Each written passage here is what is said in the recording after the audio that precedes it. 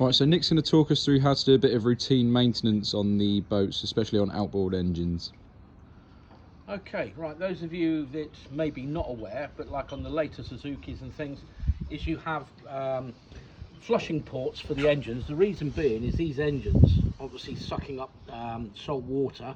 They're going through the engine and coming out the back, so you've got salt water in this engine. So what I'm going to do on here is I'm going to remove the flushing port and you'll notice what we've done is just drilled a little hole and tied a bit of string on it, so oops, if I've dropped it I haven't lost it. So then you just need one of these connections from B&Q, wherever you want to get them from, and they just simply screw into here. Don't need to do it really tight, doesn't matter if it leaks a little bit, because if you do it too tight you get the water lock pressure and then it's no good. So what we could do is I could just simply plug this straight into the engine and it would flush it through, but you'll notice we've got two engines on this boat.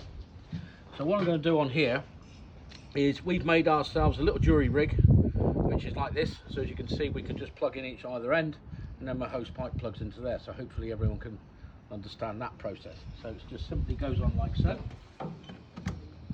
and then that goes on like that, and then this one will just literally plug into here. So now if we switch the hose on, what I'll do is the water will start to come through, and you'll know when it's flushing through because you'll see the water come out through the actual flushing ports.